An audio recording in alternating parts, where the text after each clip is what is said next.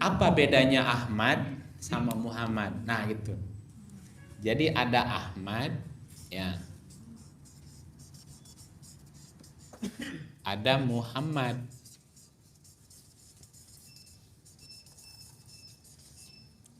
Ada Nur Muhammad. Ya, ini beda loh. Karena Quran tuh konsep, bukan lagi cerita benar-benar itu loh, bukan. Tatkala keduanya memakan buah itu, akan nampaklah kemaluannya. Jadi porno aksi atuh. Begitu makan set telanjang. Gimana orang mikirnya nih gimana? Itu metafora perumpamaan. Sehingga Pak, tidak boleh ada ayat yang dibatasi terjemahan. Itu kan membatasi kalimat Allah kalau begitu.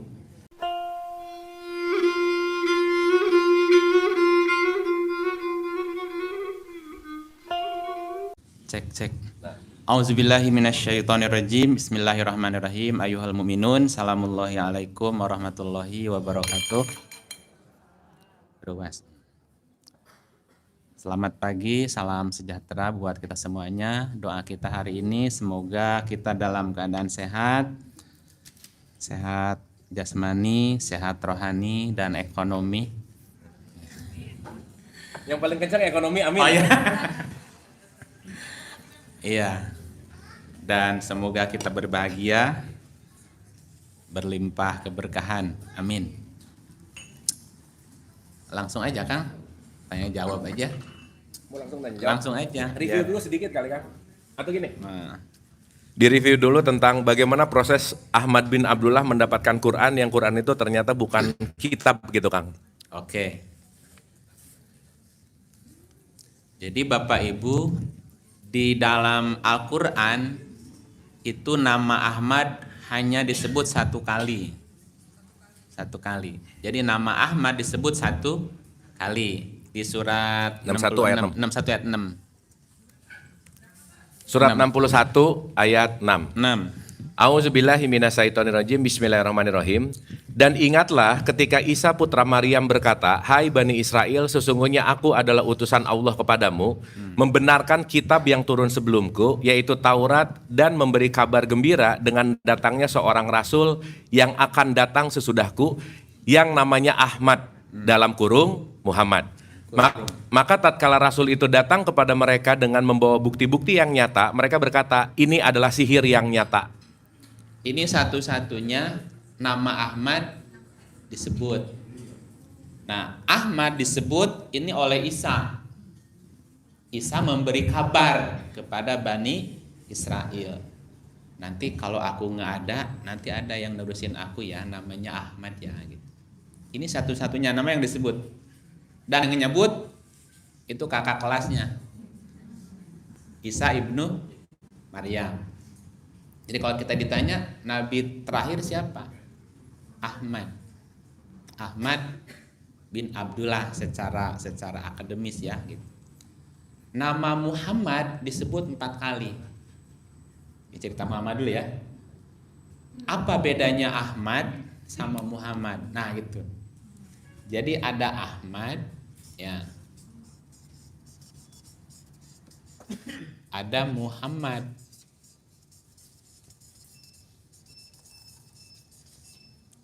Ada Nur Muhammad.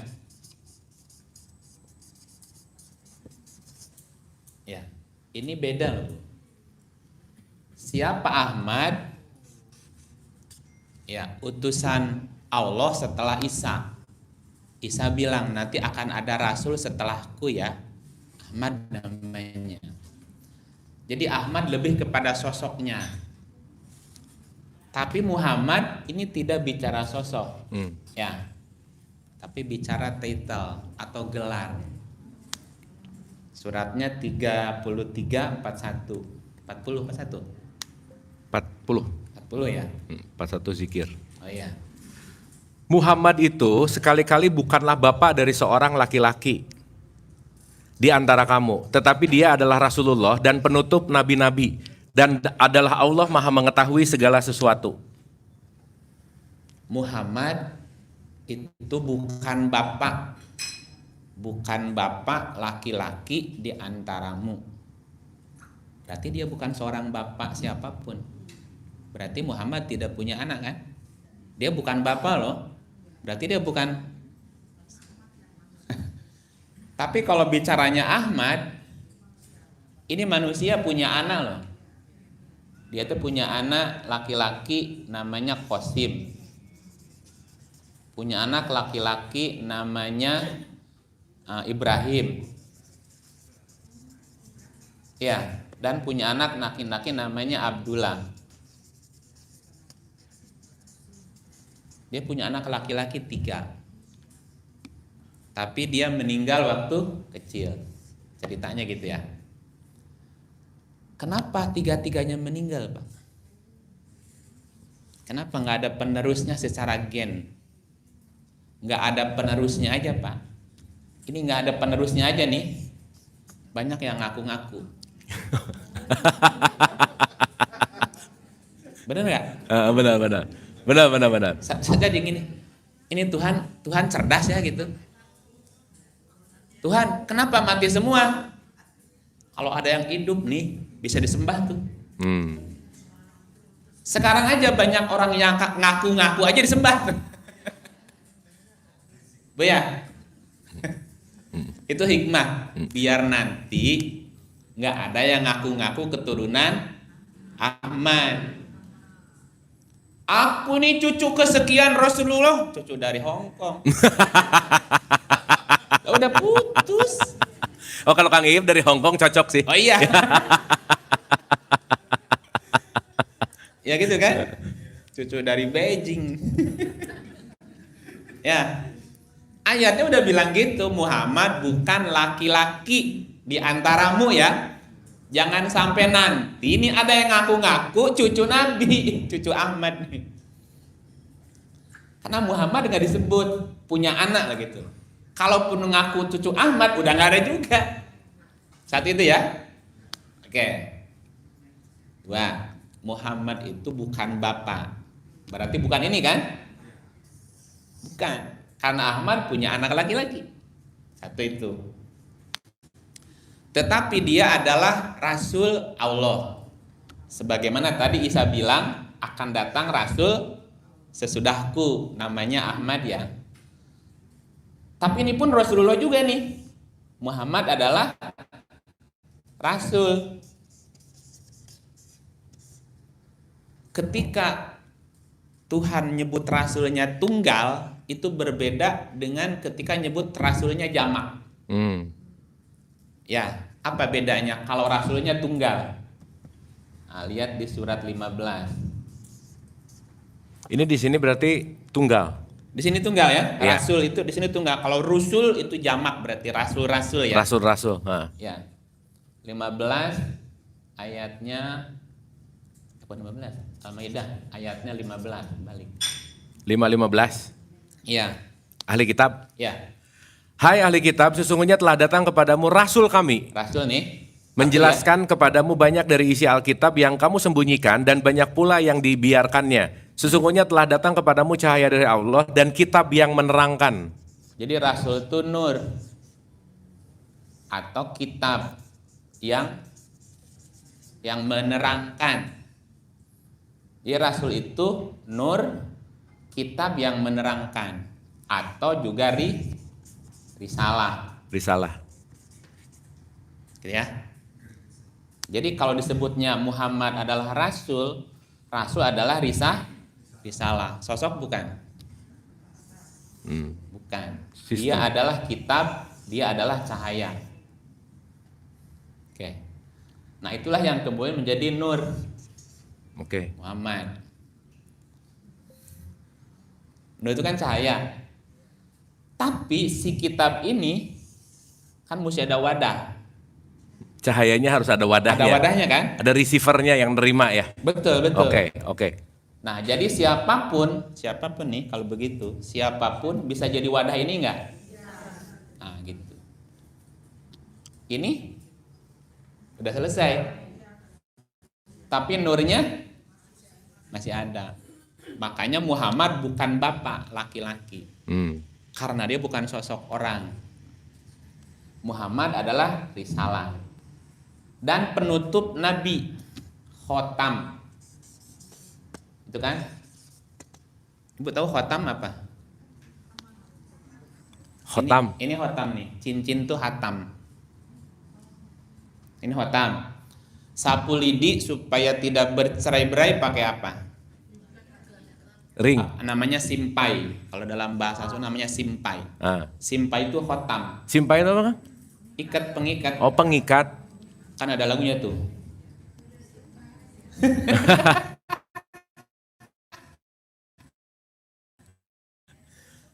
Apa lagunya, Bu? Simpai. Piluluyan, sapu nyere, pegat simpai. Oh, simpai itu ya? Ya, kalau oke. simpainya lepas, bubar tuh, si lidinya bubar gitu. Jadi itu pegat hatam sebenarnya ya? Itu teh hatam. Di hatam tuh bisa cincin, bisa pengikat supaya satu. Oh. Satu. Yang lain khotam itu kalau ibu beli minum air mineral, itu mau nggak yang kebuka tutupnya? Segel. Ya. Nah, segel itu khotam juga. Oh, stempel ya? Stempel. Hataman Nabi itu di stempel. Stempel. Oke. Hataman Nabiyin. Muhammad itu rasul, rasul itu adalah risalah.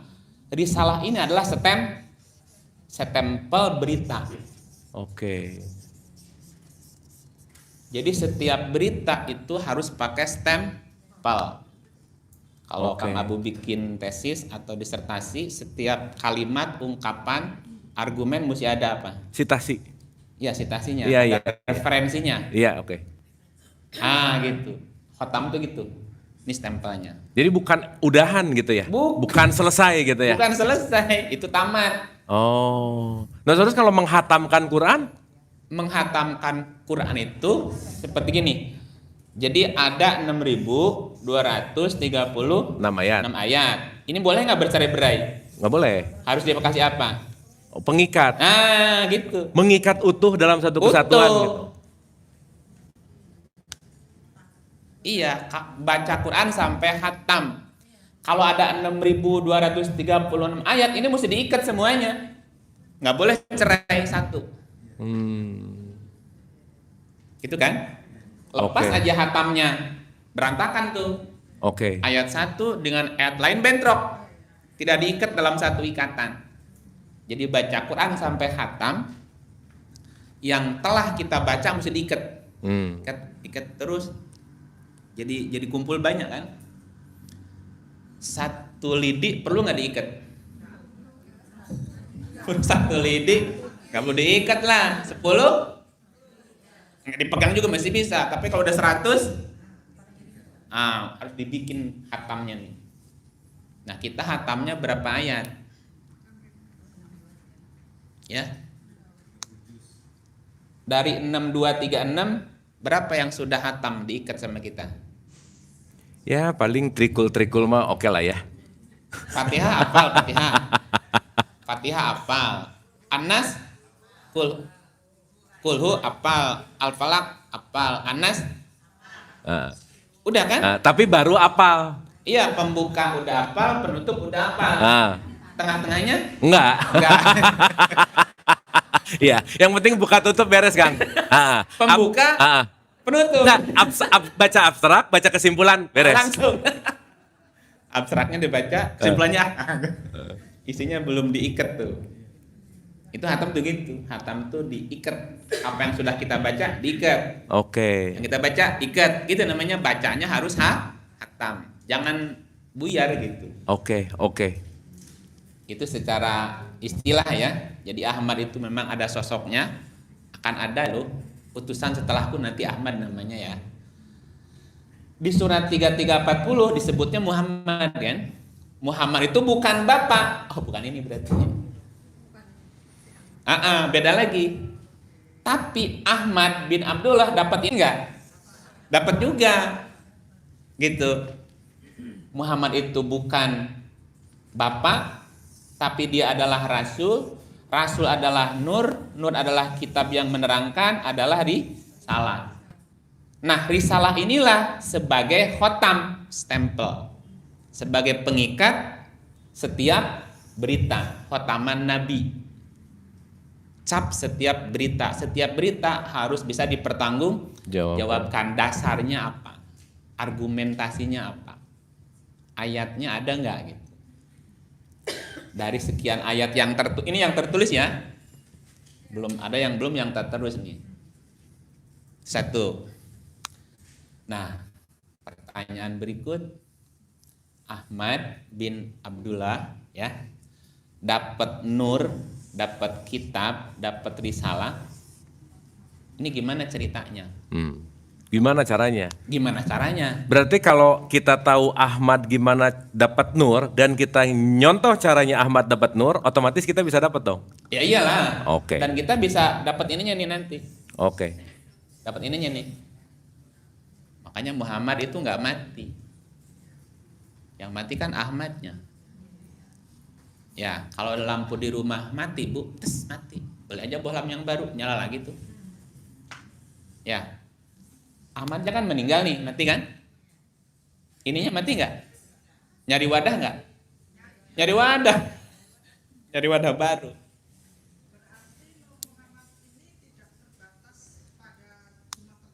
Enggak. Ya. Oke. Tuh. Iya. Nur Muhammad ini sebelum ke Ahmad ke siapa? Ke Isa. Sebelum ke Isa? Yahya. Yahya. Sebelum Yahya, terus. Nah, sampai sekarang? Ah, 464. Tapi belum tentu ke cucunya, belum tentu ya.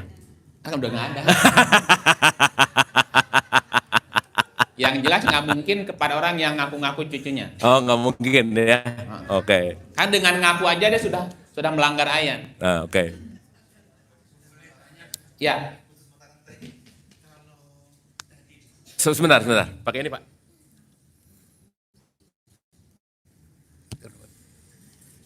Kalau tadi tes. Ya. Kalau ini gile. tes. Kalau tadi dibilang bahwa Muhammad adalah nur. Bagaimana dengan syahadat kita, Pak? Ya. Asyhadu an la ilaha illallah wa asyhadu anna Muhammad atau Ahmad? Muhammad. Bukan ke sini, tapi ke sini. Jadi Muhammad di dalam syahadat itu bukan sosok ya? Oke, makasih. Kalau ke sosok udah nggak ada, Pak. Kalau ke sosok udah nggak ada. Karena kalau sosok kan nggak bisa disaksikan Nggak lagi. bisa. Kan aku bersaksi, bener nggak? Tapi kalau nurnya masih bisa disaksikan. Bisa dikaji, dipelajari, bisa dipahami, bisa diamalin gitu. Bisa diprotes. Oke, 4164. Dan kami telah mengutus rasul-rasul yang sungguh telah kami kisahkan tentang mereka kepadamu dahulu. Dan rasul-rasul yang tidak kami kisahkan tentang mereka kepadamu. Dan Allah telah berbicara kepada Musa dengan langsung. Jadi masih ada nggak? Walaupun tidak ada dalam absen. Kan ada rasul yang kami kisahkan. Ada yang tidak kami kisahkan. Namanya terabsen nggak di Quran? Nggak ada namanya. Nama 14778 Kang. Iya. Nama satu nih ya, ini menguatkan nih. Iya. Dan sesungguhnya telah kami utus beberapa orang rasul sebelum kamu. Di antara mereka ada yang kami ceritakan kepadamu dan di antara mereka ada pula yang tidak kami ceritakan kepadamu. Nah ini poin. Ya. Jadi ada rasul nih, mana rasul yang tidak dikisahkan. Ya kan? Sama kemarin juga disebut tiap umat ada rasulnya loh. Nah, tugas Rasul Ahmad, Rasul Isa, Rasul Yahya, Rasul Zakaria, Rasul Musa, tugasnya sama nggak? Fungsi dan tugas sama nggak? Sama. 2151. 2151. Sebagaimana kami telah menyempurnakan nikmat kami kepadamu, kami telah mengutus kepadamu rasul di antara kamu yang membacakan ayat-ayat kami Membacakan ayat. kepada kamu dan mensucikan kamu dan mengajarkan kepadamu Alkitab dan Al-Hikmah, Nah, serta mengajarkan kepada kamu apa yang belum kamu ketahui. Sama tugasnya loh. Membacakan ayat, menyucikan jiwa, mengajarkan kitab dan hikmah. Nah yang ujung tuh mengajarkan apa yang kamu nggak tahu.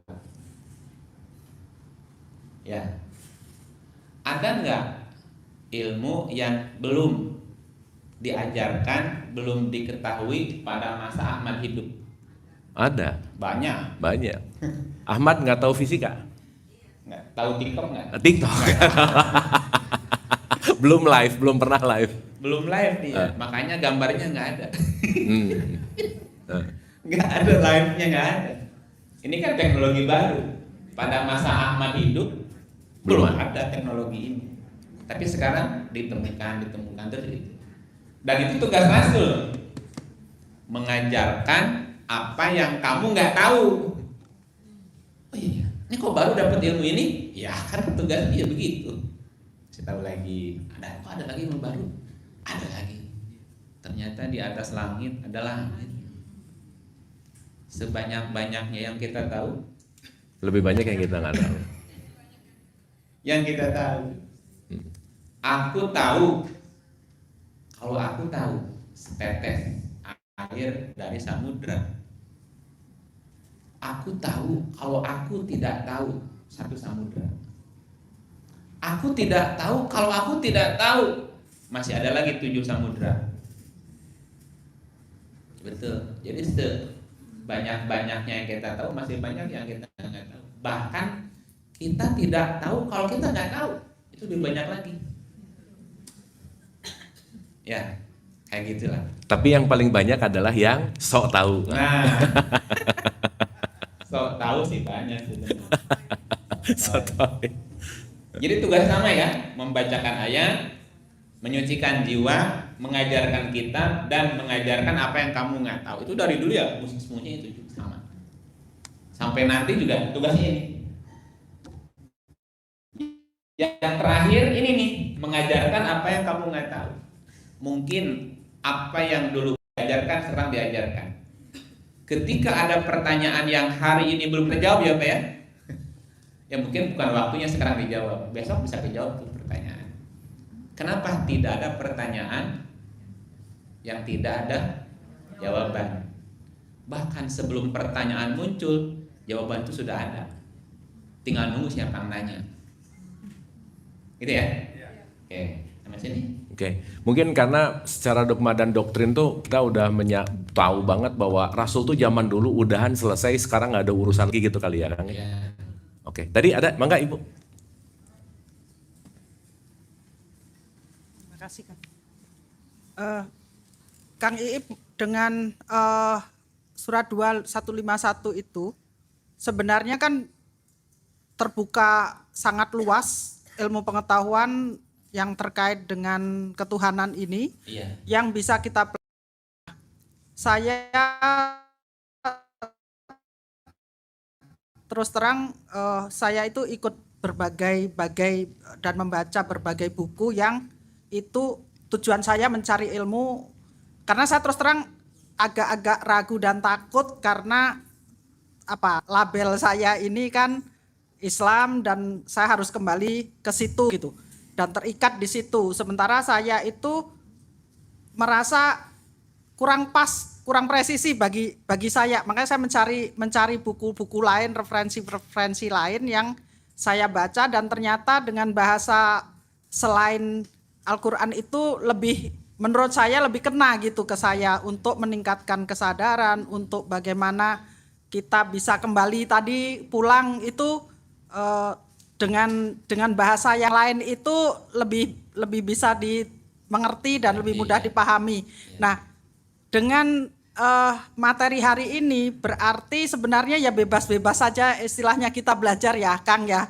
Karena terus terang itu yang selalu menghantui saya, itu dosa nggak sih mempelajari kayak gini gitu. Terima kasih Kang. Okay. Mohon. Ya. Kita yang datang ke sini emang orang-orang berdosa sih Ibu Bapak ya. Oke Kang, ini ada keraguan, bukan keraguan ya, ada satu pertanyaan bahwa seakan-akan hidup ini linear, kalau kamu lahir Islam harus belajar Islam, mati dalam keadaan ngomongin KTP gitu. Kan linear banget ya Bu ya. Linear. Nah, padahal kan kalau kita ngomongin sistemnya Tuhan kan gak linear gitu. Gimana Kang Iip, dari Kang Iip? 17:60. Oh, oke. Surat 17 ayat 60. Dan ingatlah ketika kami wahyukan kepadamu, sesungguhnya ilmu Tuhanmu meliputi segala manusia. Tahan. Hmm. Ilmu Tuhanmu meliputi segala manusia. Berarti Tuhan ngasih ilmu sama satu apa semua? Bagi rata nggak Bu? Bagi ratanya sama apa berbeda-beda? Beda-beda apa sama ilmunya? Semua orang dikasih ilmu kedokteran gimana? Atau nggak mungkin? Ilmu Tuhanmu meliputi segala manusia. Berarti ada ilmu Tuhan di setiap sosok manusia. Nah, ilmu Tuhan yang dibagi-bagi itu apa namanya tuh? Spesialisasinya sama nggak? Enggak.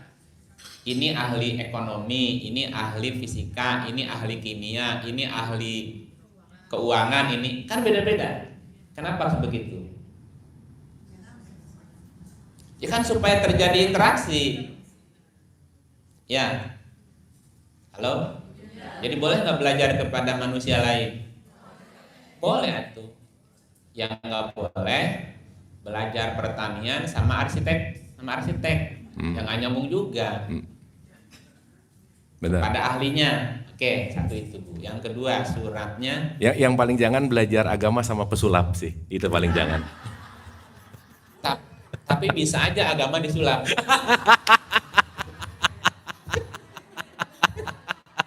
Iya, itu banyak headline. Jangan belajar sama pesulap gitu. Atau pesulap tuh kayak hina banget ya. Iya. Berapa Kang, sorry? Berapa tadi? Oh, gara-gara sulap. Disulap jadi poho, iya, aduh ampun. 39:18. Oh ya, oke. 39:18. Oke, mantap ini. Yang mendengarkan perkataan lalu mengikuti apa yang paling baik di antaranya. Nah, terus Mereka itulah orang-orang yang telah diberi Allah petunjuk dan mereka itulah orang-orang yang mempunyai akal. ya, kan tadi di ayat sebelumnya ilmu Tuhan meliputi segala manusia. Jadi tiap manusia sudah punya jatahnya loh, Bu. Jatah ilmu yang dia kuasai apa. Oke? Nah, kita boleh nggak belajar kepada orang lain? Kudu. Atau kudu? Apa kudu tuh? Harus. Harus. Nggak bisa itu. Nah, 39:18 orang-orang yang mendengarkan perkataan. Jadi siapapun orangnya bisa didengar nggak perkataannya? Bisa. Terus? Apa kalimat tadi? Lalu ikuti yang Terbaik. terbaik. Versi siapa? Versi kita. Yang cocok sama kita. Ambil yang terbaik versi kita. Yang terbaik versi kita juga belum tentu baik versi orang lain. Disitulah kita nggak boleh menghakimi orang lain. Betul nggak? 68 ayatnya 36. Berapa Kang? 68 36. Ke 1094 dulu boleh nggak Kang? Oh boleh boleh. Satu nih menarik nih Ibu. Nah, 1094. 10:94. Maka jika kamu, dalam kurung Muhammad, ke kita berarti ya, berada dalam keraguan-raguan tentang apa yang kami turunkan kepadamu, maka tanyakanlah kepada orang-orang yang membaca kitab sebelum kamu.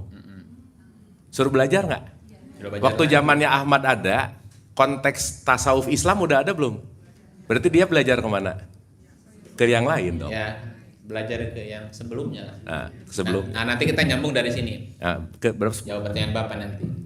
68? 68 36 3. Oh, iya. Ini yang paling penting ya. Benar. 68 36 sampai sampai 38. 38. Mengapa kamu berbuat demikian? Bagaimana kamu mengambil keputusan? Nah, apapun yang kita lakukan yang penting bisa dipertanggungjawabkan. Itu ya, mesti bertanggung jawab. Jangan lempar batu. Ya, sembunyi batu. Terus? Atau adakah kamu mempunyai sebuah kitab yang diturunkan Allah yang kamu membacanya? Atau kamu punya kitab yang kamu pelajari, yang kamu baca ya. Terus. Nah, ini yang paling asik ini nih. Nah, bahwa di dalamnya kamu benar-benar boleh memilih apa yang kamu sukai untukmu. Pilih aja sendiri. Oh, nggak ada paksaan mesti begini, mesti begitu, kudu ikut ini, nggak ada, Bu.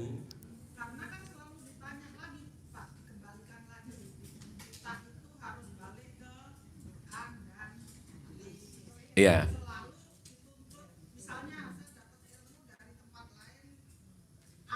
Oke. Nah, Balik ke Quran. Quran bilang boleh memilih. orang boleh memilih. Ya iya. Iya.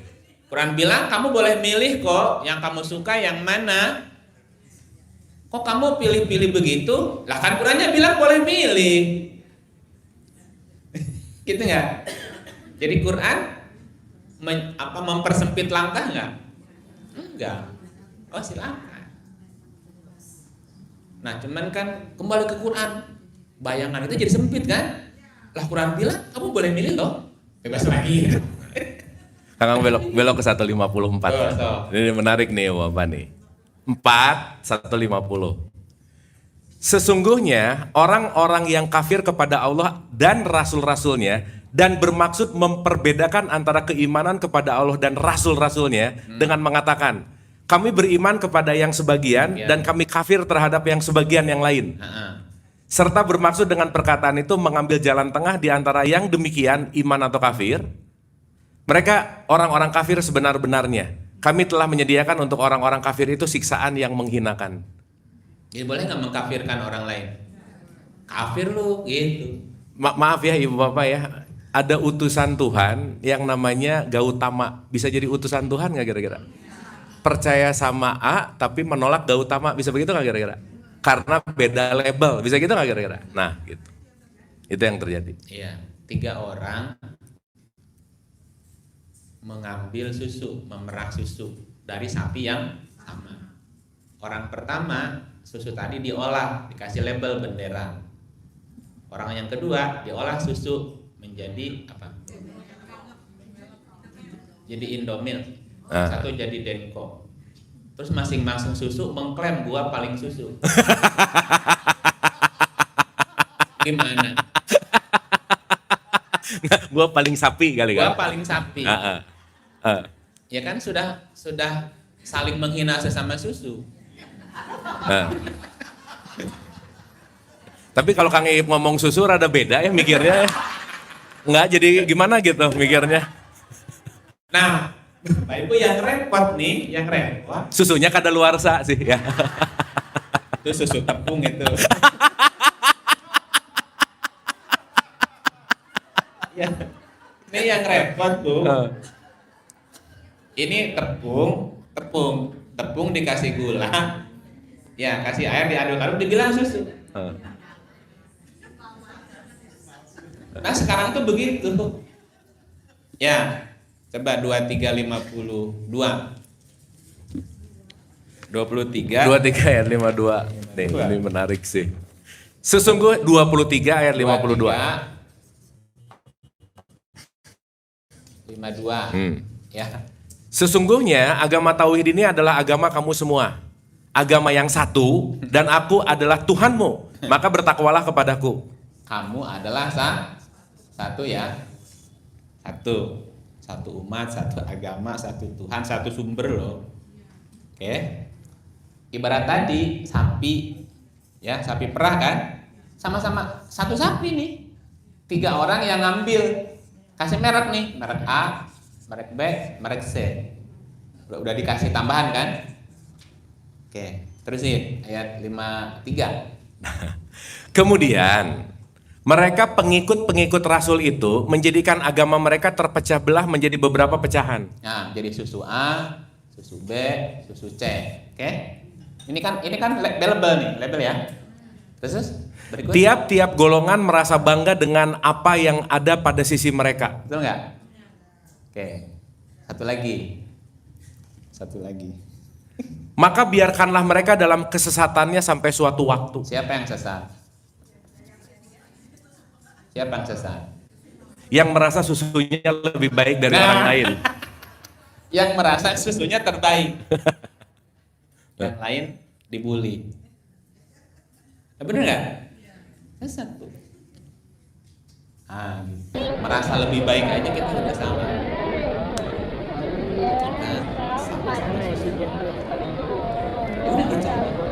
Tapi jangan ngaku-ngaku susu kalau itu hanya tepung. Nah, sekarang tuh banyak agama yang nggak ada sumbernya.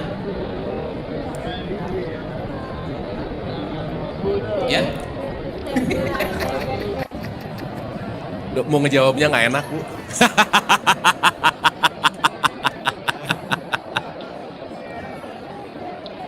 Iya, yang penting kan. Nah, Ya. Gimana, kejawab belum, Bu? Udah. Oke, balik ke laptop sebelumnya. kan nanti kalau ada waktu kita bahas penting nggak pentingnya agama, nanti kita bahas di ending ya kalau ada waktu. Iya. Tapi di KTP itu penting ada. Bu. Oh, penting. Iya. Oke, balik ke sebelumnya tadi. Itu Ahmad dapat wahyu itu gimana ceritanya kan? Hmm. Ini kita mundur lagi ke surat 26. Tuh, 196. 196. Surat 26 ayat 196. 26 196. Dan sesungguhnya Al-Quran itu benar-benar tersebut dalam kitab-kitab orang yang terdahulu. Oke, ini Quran. Katakan Quran ya. Lafi Zuburil Nah, awalin. Oh iya. diterima oleh Ahmad. Quran yang diterima oleh Ahmad ada nggak di kitab sebelumnya? Nah, sebelumnya, betul nggak? Iya. Turun lagi. Nah, setiap kitab ini turun berdasarkan bahasa Kaumnya. kaumnya. Nah, yang mengajarkan Quran ada nggak? Ada. Oke. Gimana ceritanya?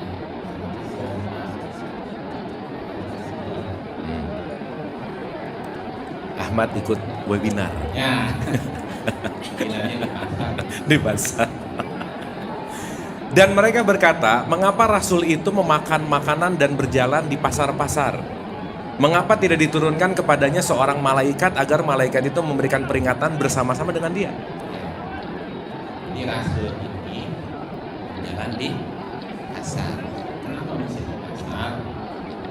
Kan di situ banyak orang yang bisa diajak ngobrol kan. Ahmad itu belajar berdagang umur 12. Dengan pamannya kan pasar.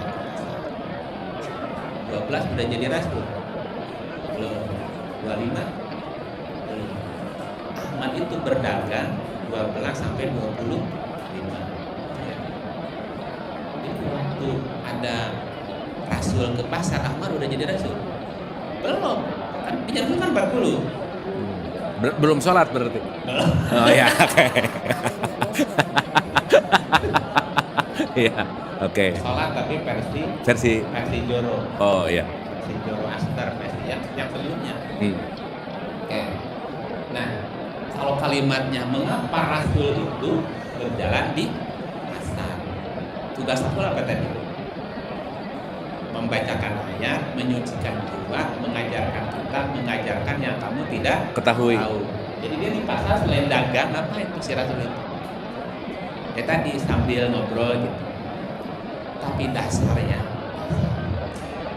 bulan satu. Iya memang sih. Repot. Ya. Orang-orang Tebet, di Tebet sih Kang ini Kang. Jangan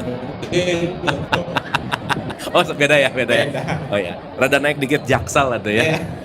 Orang-orang Arab Baduy itu lebih sangat kekafiran dan kemunafikannya dan lebih wajar tidak mengetahui hukum-hukum yang diturunkan Allah kepada Rasulnya.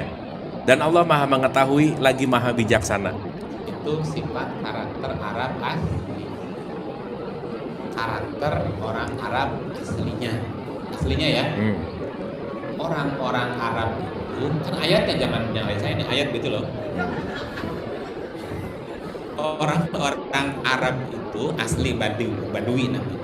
Lebih sangat kekafiran dan kemunafikan, dan lebih wajar tidak mengetahui hukum-hukum yang diturunkan Allah kepada mereka.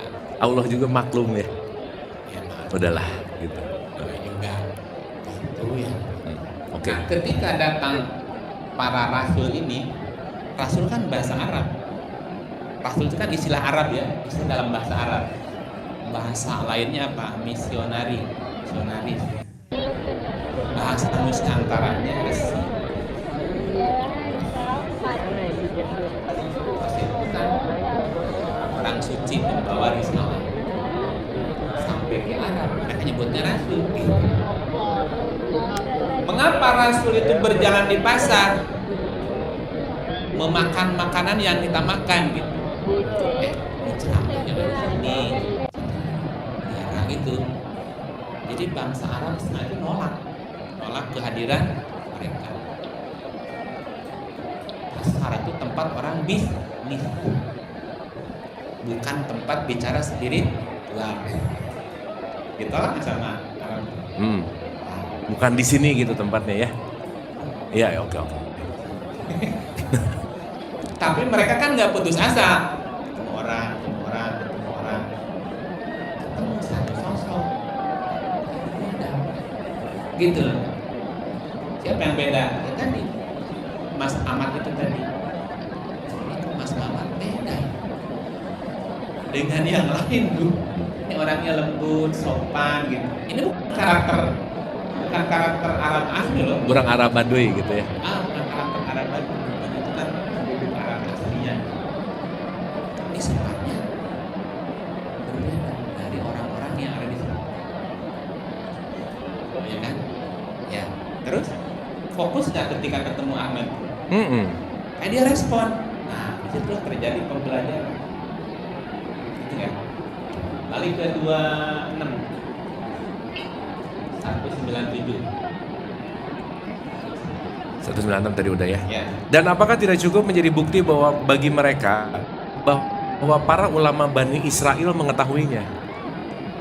Bani Israel atau ulama-ulama Bani Israel bahkan yang lebih tahu bahwa Quran yang diajarkan kepada Ahmad itu adalah ajaran Belumnya. sebelumnya. Tadi terdapat di kitab-kitab terdahulu, gitu kan? Terus ayat berikut. Dan kalau Al-Quran itu kami turunkan kepada salah orang dari golongan bukan Arab, Nah, berarti yang datang ke pasar ketemu orang-orang Arab di pasar itu orang Arab asli atau orang Ajam? Orang Ajam kan? pendatang lah ya. Pendatang, tapi dia bawa apa? Bawa kitab. Kitab itu. Terus yang berikutnya. Lalu ia membacakannya kepada mereka dalam tanda kurung orang-orang kafir, niscaya mereka tidak akan beriman kepadanya. Jadi ketika dibacakan ke orang-orang Arab ini ditolak nggak sama mereka? Tolak lu siapa? Bajunya beda, Bahasa beda. bahasanya beda, matanya beda gitu. Ya, sipit bisa jadi. Kulitnya sama. Misalnya gitu kan pakai baju batik. Bendo. Ya kan misalnya gitu, misalnya baju batik. Siapa gitu, misalnya gitu. Ternyata petani susu udah gitu aja ya. Petani sapi maksudnya. Gitu. Ya kayak itulah sama mereka. Satu lagi. Demikianlah kami masukkan Al-Quran ke dalam hati orang-orang yang durhaka.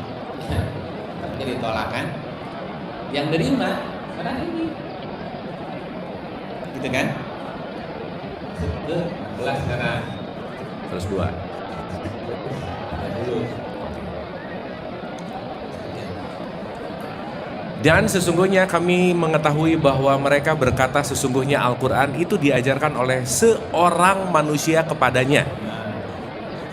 Padahal bahasa orang yang mereka tuduhkan Muhammad belajar kepadanya dalam bahasa Ajam.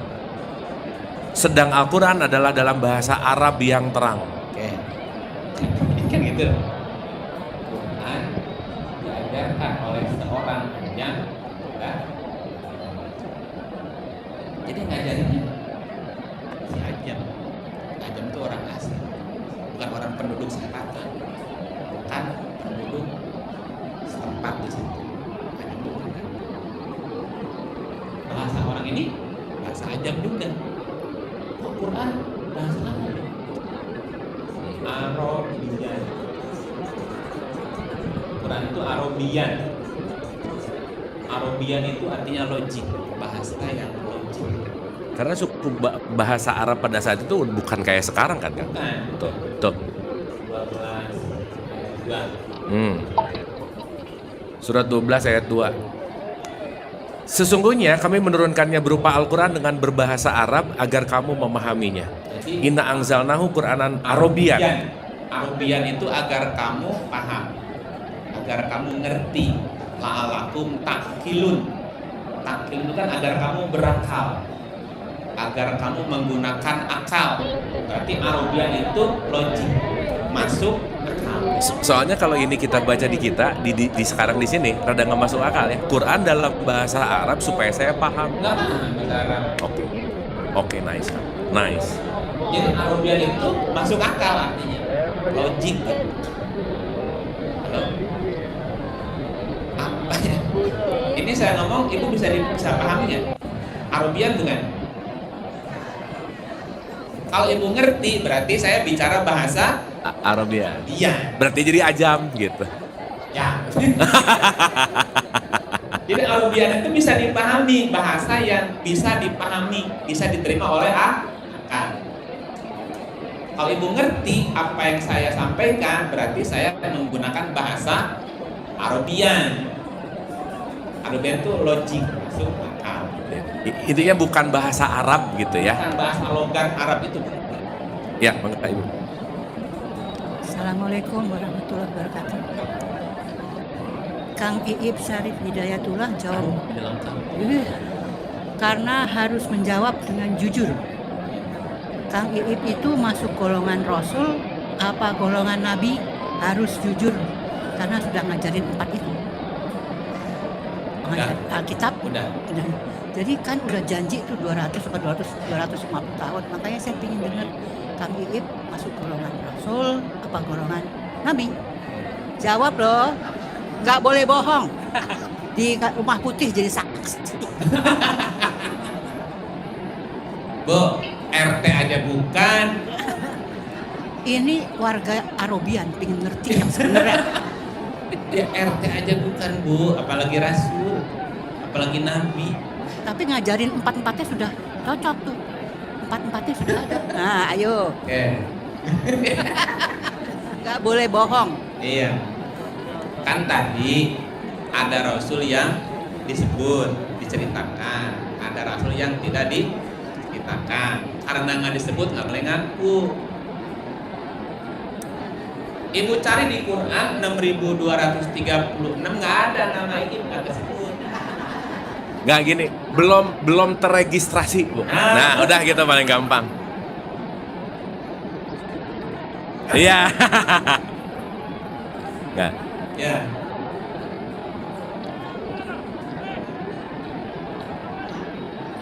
Ya kalaupun pewarisan nonton doang. Dapat kebagian dikit judulnya aja. Tadi dulu, sampai mana dari Arabian? Oke, Arabian dulu.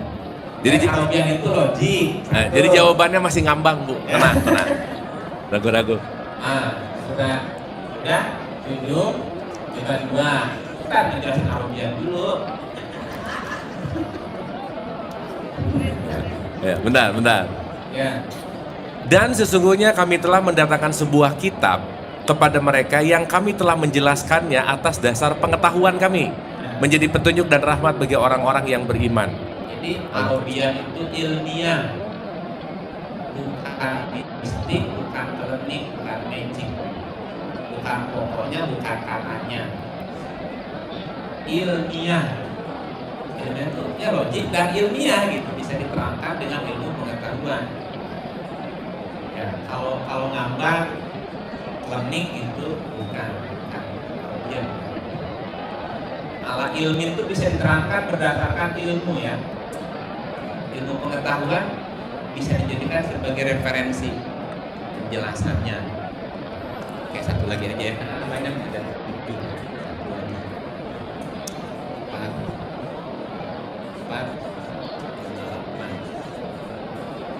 4, 5, 8. Jadi logik dan udah pasti ilmiah. Ilmiah, kalau logik pasti ilmiah. 4, 5, 8, 4. Oh ya, oke. Oke. Ya, oke. Sesungguhnya kami mudahkan Al-Quran itu dengan bahasamu supaya mereka mendapat pelajaran. Oke. Jadi bisa dipelajari oleh siapapun, kapanpun, dimanapun. Karena dulu ada yang datang ke saya. Ustaz, saya ini belajar apa? Belajar sulap, bukan saya ahlinya.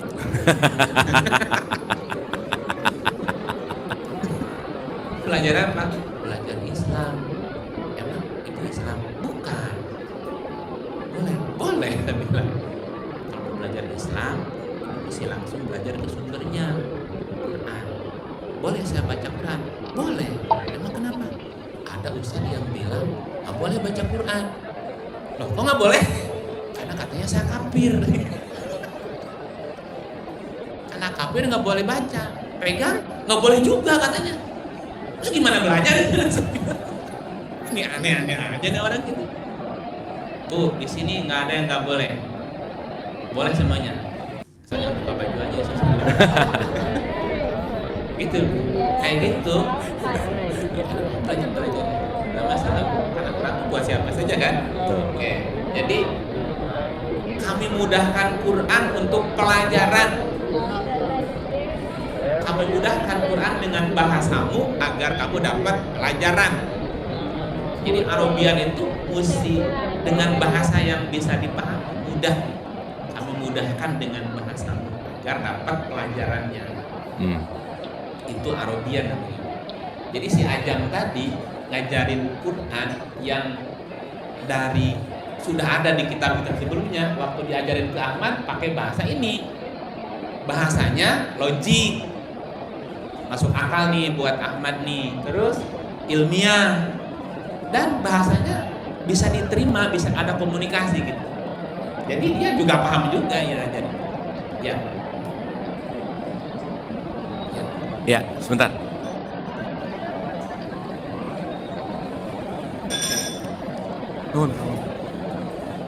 Kan saya dari tadi ini mind blowing buat saya terus terang aja. Cuman ada satu ya yang menggelitik saya dari tadi. Kalau kita perhatikan keterangan atau penjelasannya Kang Iip, ini dan kita bandingkan dengan dari tadi kan kita bahas ayat nih, ayat ini, ayat itu segala macam. Nah di tiap-tiap ayat itu selalu kan ada terjemahannya istilahnya. Dan terjemahan itu kan ditulis atau dibuat oleh ahli juga. Dan itu boleh dibilang sudah sedemikian rupa lah melalui satu proses. Di tiap-tiap ayat itu ada beberapa yang kalau saya perhatikan itu ada dalam kurung, ya kan? Nah, salah satu contoh tadi ini yang mind blowing buat saya itu Arabian tadi. Di salah satu ayat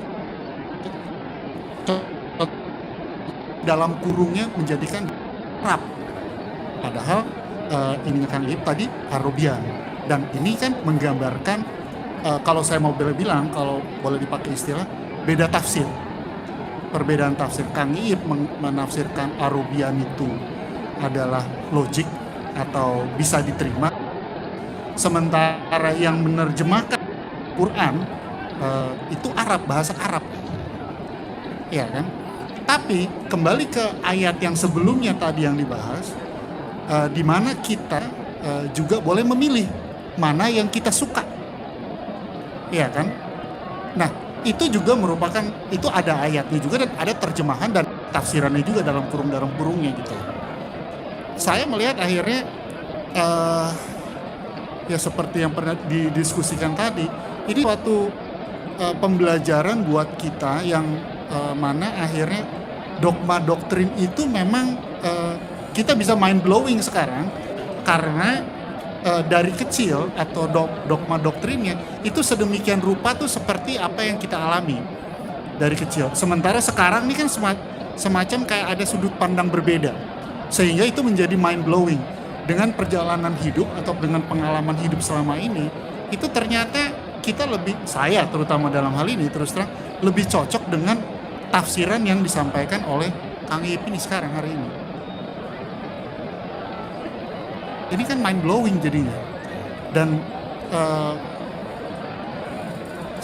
sangat disayangkan kalau yang seperti ini, mind blowing ini, itu baru sampai ke kita atau ke saya dalam hal ini, itu sudah di usia seperti ini gitu.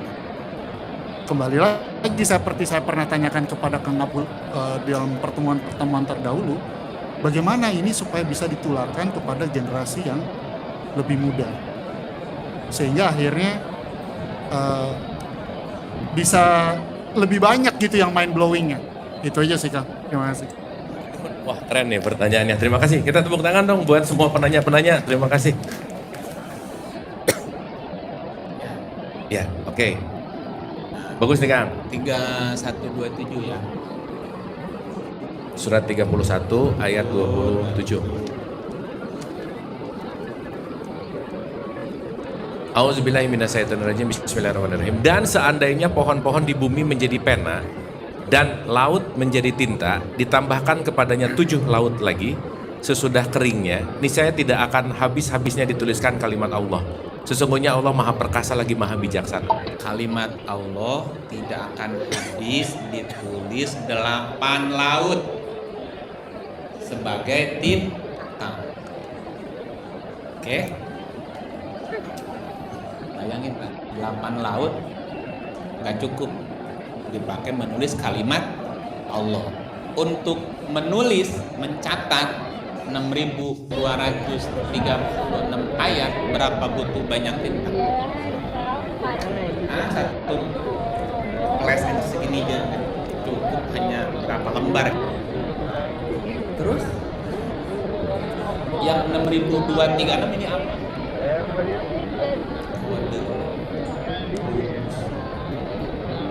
Kode atau karena Quran itu kode, rumus, konsep. Quran itu konsep ya, atau rumus, atau ya kode ya. 18:54. Dan sesungguhnya kami telah mengulang-ulangi bagi manusia dalam Al-Quran ini bermacam-macam perumpamaan. Dan manusia adalah makhluk yang paling banyak membantah. Itu masalah. Kami mengulang-ulang dalam Al-Quran bermacam-macam perumpamaan. Jadi 6.236 ini baku atau perumpamaan? Contoh. Perumpamaan tuh gini, metafora ya, nggak ada rotan, akar pun jadi. Suami pulang ke rumah makan sayur asam.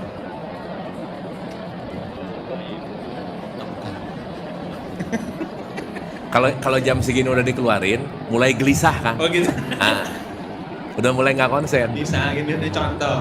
Suami pulang sama istri, "Mah, makan sayur asam." Ada, belum belanja. Ya, ada rotan. Belum jadi deh. Ibunya pergi ke kebun nyari akar. Nyari akar ke kebun. Nih Pak, akarnya. Mama sehat? Itu kan perumpamaan. Oke. Ya, Abu nggak datang. Sama maksudnya itu kan. Kalimat itu bisa dipakai untuk berapa peristiwa? Banyak. Jadi bukan sedang cerita benar-benar rotan dan akar, bukan. Itu amsal, dia bisa diurai kemanapun gitu. Gitu apa ya? Karena Quran tuh konsep, bukan lagi cerita benar-benar itu loh. Tatkala keduanya memakan buah itu, akan nampaklah kemaluannya. Jadi porno aksi itu. Begitu makan set panjang. Betul. Pikirnya nih gimana? Itu metafora perumpamaan. Sehingga Pak, tidak boleh ada ayat yang dibatasi terjemahan. Itu kan membatasi kalimat Allah kalau begitu. Kenapa ya? Gitu. Nggak cukup ya? Nggak boleh membatasi pemahaman. Tidak boleh terjemah membatasi makna. Nah, masalahnya di terjemahan banyak kurung. Banyak kurung. Membatasi nggak Pak? Iya. Masalah.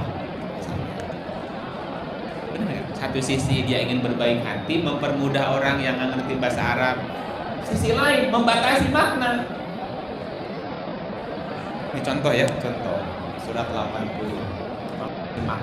Kurungnya disebutin ya. Oke. 80. 80 ayat 1. Dia dalam kurung Muhammad masam dan berpaling. Ya. Ini Muhammadnya dikurung ya. Dia Muhammad bermuka masam dan dia berpaling. Katakanlah ini ada guru nih. Gurunya terserah siapa aja ya. Dari Quran ke Muhammad nih. Menyampaikan wahyu kan. Ketika Bunyi wahyunya gini. Man, ada wahyu nih. Ada wahyu baru. Ada. Kan dia mau bawa wahyu kan? Oke, aku siap mendengarkan. Bunyinya gitu. Dia Muhammad bermuka masam dan berpaling. Maksudnya dianya siapa? Muhammad. Itu gua bukan? Coba pusing. Ini aja pusing nih, gara-gara kurung. Ya kan, katakanlah Jibril datang ke nabinya, menyampaikan wahyu kan, bunyinya dia tuh Muhammad bermuka masam dan berpaling.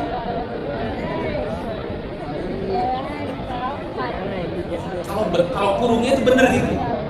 Oke, terus ayat 2. karena telah datang seorang buta kepadanya. Kapan datang orang buta? Setiap sore pergi ke pasar, bertemu orang buta, ngasih makan sama dia. Ini datang orang buta, aku makan, terus aku masak, aku berpaling.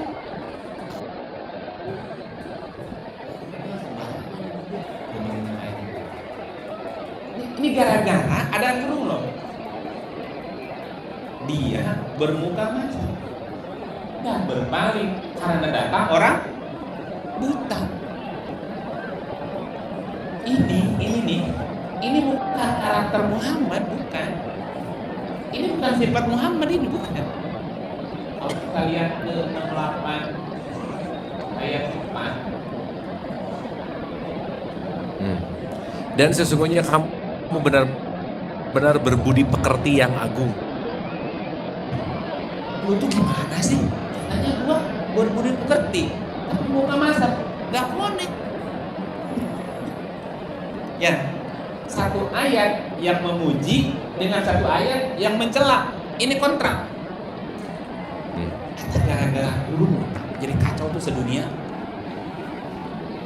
Jadi kacau sedunia tuh bahwa Nabi Muhammad bermuka masam dan dia berpaling. Masa Muhammad begitu? Gak cocok sama karakter Ahmad. Ini masalah berikut. Nah, yang aneh ayat berikutnya. Kembali 60 ayat 3 ya. Tahukah kamu, barangkali ia ingin membersihkan dirinya. Tadi dia, sekarang kamu. Tahukah kamu? Aku nih. Barangkali dia. Ini dianya siapa nih? Si buta? Apa ini?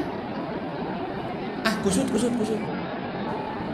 Kusut itu gara-gara kurung tuh. Itu contohnya Pak. Udah, sekarang kurungnya dicoret ya. Nah gitu. Tapi nanti penjelasannya. Dikit Kang. Ibu dan Bapak, saat orang menafsirkan atau menerjemahkan, penafsiran dan penerjemahan sesuai dengan kapasitas knowledge si penerjemahnya nggak kira-kira? Iya. Kenapa dalam bahasa Quran itu, dalam Nabi Muhammad yang tadi saya opening bilang, la sautin wala harfun. Kalau Quran udah jadi suara dan huruf, itu udah bukan yang sejati. Tapi pendekatan ke gerbang menuju yang sejati. Bukan finish. Ya maaf ya, Quran diterjemahkan ini nggak ada ilmu psikologi mungkin di sini. Kalau orang yang nggak ngerti psikologi, nggak ada pendekatan psikologi. Kalau orang yang nggak ngerti sains, nggak ada pendekatan sains gitu. Ya, makanya terjemahan itu terkadang kaku. Ibu dan Bapak kalau rada rajin ngelihat terjemahan Indonesia sama Inggris, terjemahan English tuh much more better Bu. Karena kosakatanya tuh luas. Kosakatanya luas dan derivatif bahasanya jauh lebih luas gitu ini. Jadi kalau ada kata-kata benar juga sih, hati-hati kalau belajar Quran dari terjemahan, benar. Kenapa? Karena terjemahan itu belum tentu mewakili esensinya gitu. Tetapi karena dimudahkan tadi, good starting point gitu kira-kira. Lebih ke situ sih. Dan jadi jangan heran ketika nanti ada beda karena kenapa? Ya tergantung siapa yang memiliki otoritas untuk menerjemahkan. Lebih ke situ sih. Nah jadi kalau tadi kita tuh selalu punya kekhawatiran dan was-was sih Kang Iip. Kan kalau kita bicara di 4 ayat 9 ya. Dan hendaklah takut kepada Allah orang-orang yang seandainya, ini Pak Soleh itu sebetulnya lagi mempertanyakan 4 ayat 9 gitu. Dan hendaklah takut kepada Allah orang-orang yang seandainya meninggalkan di belakang mereka anak-anak yang lemah, yang mereka khawatir terhadap kesejahteraan mereka. Oleh sebab itu hendaklah mereka bertakwa kepada Allah dan hendaklah mereka mengucapkan perkataan yang benar. Itu satu mungkin ya. Dan mungkin juga yang kita perlu renungkan adalah bagaimana Yakub ketika khawatir mati, anak-anaknya tuh gimana gitu. Misalnya di 2:1-3. Adakah kamu hadir ketika Yakub kedatangan tanda-tanda maut, ketika ia berkata kepada anak-anaknya, Yakub nggak nanyain, nak kamu nanti tinggal di mana, nak kamu gelarnya apa, nak nanti kamu kawin nama siapa. Tapi pertanyaan Yakub itu cukup keren dengan pertanyaan, apa yang kamu sembah sepeninggalanku? Kalau saya nggak ada, kamu nyembah siapa gitu. Tapi karena anak-anaknya soleh, jawabannya menarik juga. Mereka menjawab, kami akan menyembah Tuhanmu, Tuhan nenek moyangmu, Ibrahim, Ismail, dan Ishak, yaitu Tuhan yang Maha Esa, dan kami hanya tunduk patuh kepadanya. Yakub bisa meninggal dengan tenang karena anak-anaknya balik ke tauhid gitu. Nah, saya rasa Kang, supaya kita jadi Yakub nih Kang, supaya kita bisa meninggalkan ini tenang bahwa next generation itu kembali kepada tauhid, gimana perspektif Kang ini?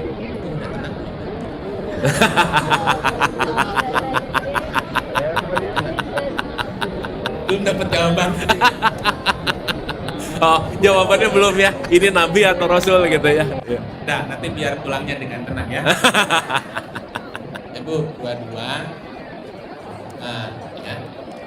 Tenang Ibu ya. Allah memilih utusan-utusannya dari malaikat dan dari manusia. Sesungguhnya Allah Maha mendengar lagi Maha melihat. Jadi Rasul siapa Bu? Ada malaikat dan manusia. Jadi Rasul itu ada malaikat dan manusia. Allah memilih.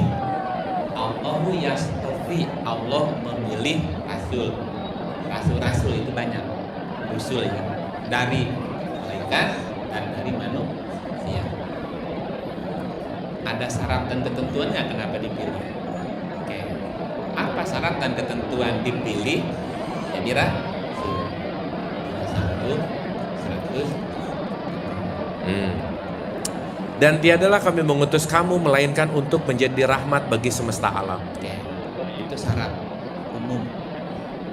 Rasul itu harus memberi rahmat, memberi manfaat bagi semesta alam. Ada nggak manfaatnya sama kita? Ya. Karena Rasul itu ada manfaat. Aku tidak mengutusmu melainkan jadi rahmat. Wa arsalnaka ila rahmatan, bukan laknatan bukan laknat ya, rahmat. karena Rasul berikutnya harus membacakan ayat, menyucikan jiwa, dan mengajarkan kitab, dan mengajarkan yang kamu tidak tahu. Harus berpengetahuan nggak? Nah, dari mana dia dapat pengetahuan? Ya, ya Bu ya. Karena tugas berikutnya setelah memberi rahmat, dia mesti bacain ayatnya, mesti membersihkan jiwa, mengajarkan kitab, dan nah gitu. Ada. Oke, 49 ayat 7. 49 ayat 7. Soalnya kita ngelihatnya sih.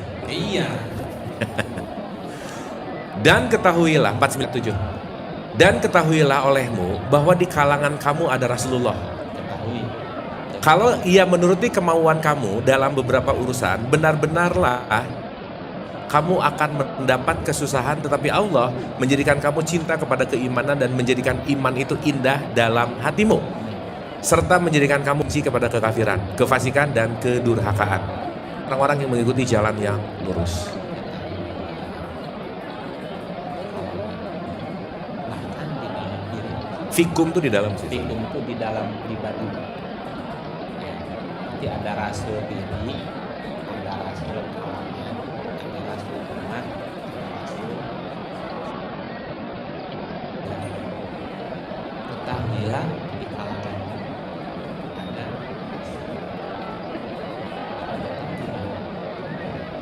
rahasiaku, rahasiamu, rahasiamu, rahasiaku. Aku bukan kamu, kamu bukan aku. Tapi kita sudah sama-sama.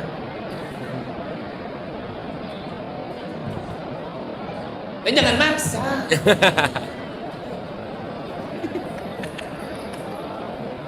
Nggak boleh. Nah, tapi balikin dikit Kang.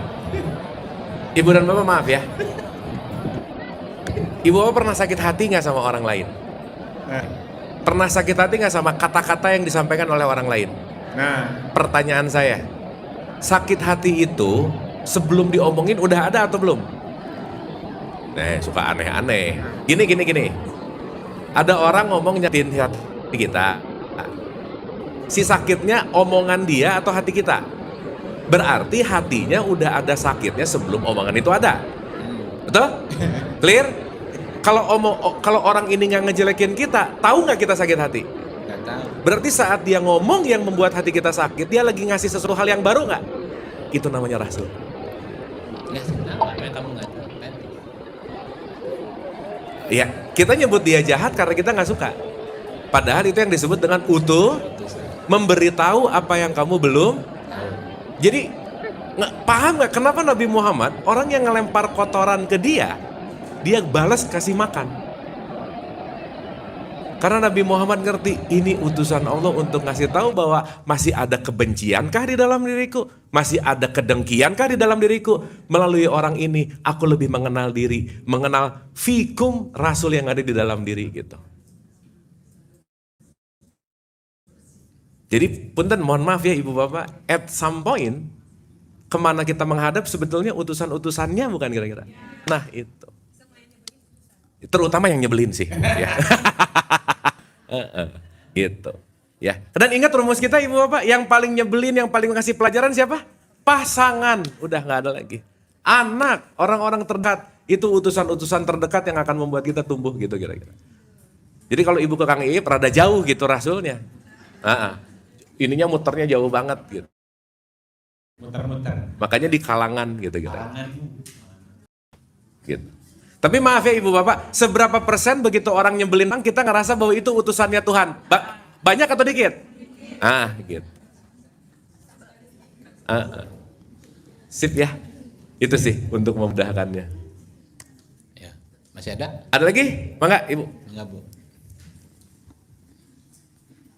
Bentar. Assalamualaikum warahmatullahi wabarakatuh. Waalaikumsalam. Kang Ib ini mungkin menyimpang ya, tapi ada samaannya sama yang tadi Pak Saleh katakan. Ya.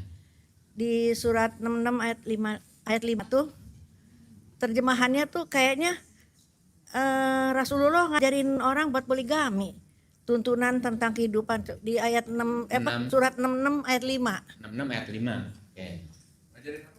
Poligami. Ajaran poligami, ngajarin poligami. Iya, itu terjemahannya seperti gitu menurut saya. Setuju Jadi- tuh saya. Setuju sama Ibu? Jadi apakah benar itu seperti begitu? Apa Oh. iya terjemahannya kayak gitu loh? Baca Kayak dulu maka. ayatnya. No. 66 ayat 5. Cek ayatnya benar kan? Dari Ahmad belok ke poligami ya. Oke. Emang menarik sih ya. Takdir tuh gitu tuh, nggak jelas. Jika Nabi menceraikan kamu, boleh jadi Tuhannya akan memberi ganti kepadanya dengan istri yang lebih baik daripada kamu. Yang patuh, yang beriman, yang taat, yang bertobat, yang mengerjakan ibadat, yang berpuasa, yang janda, dan yang perawan. Oke. Mundur dari 1. Jika kamu berdua bertobat kepada Allah, maka Enggak, sesungguhnya... dari ayat 1. Oh, 1, oke. Dari ayat 1. Ya, oke. Oke. Ya, oke. Hai Nabi, mengapa kamu mengharamkan apa yang Allah menghalalkannya bagimu? Kamu mencari kesenangan hati istri-istrimu, dan Allah Maha Pengampun lagi Maha Penyayang. Hai Nabi. Hai Nabi. Ya, ayat 1 ya. Mengapa kamu mengharamkan apa yang dihalalkan? Boleh nggak? Boleh nggak? Ulangi baca lagi. Hai Nabi, Hai Nabi. mengapa kamu mengharamkan apa yang Allah menghalalkannya bagimu? Boleh nggak? Nggak boleh. Nggak boleh mengharamkan yang dihalalkan. Terus apa berikutnya?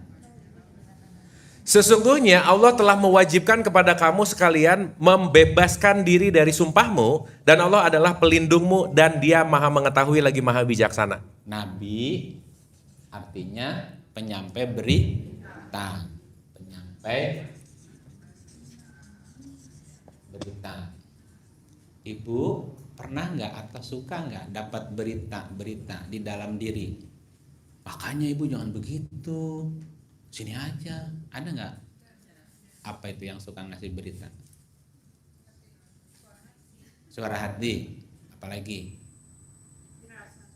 Firasat, pikiran, Intuisi.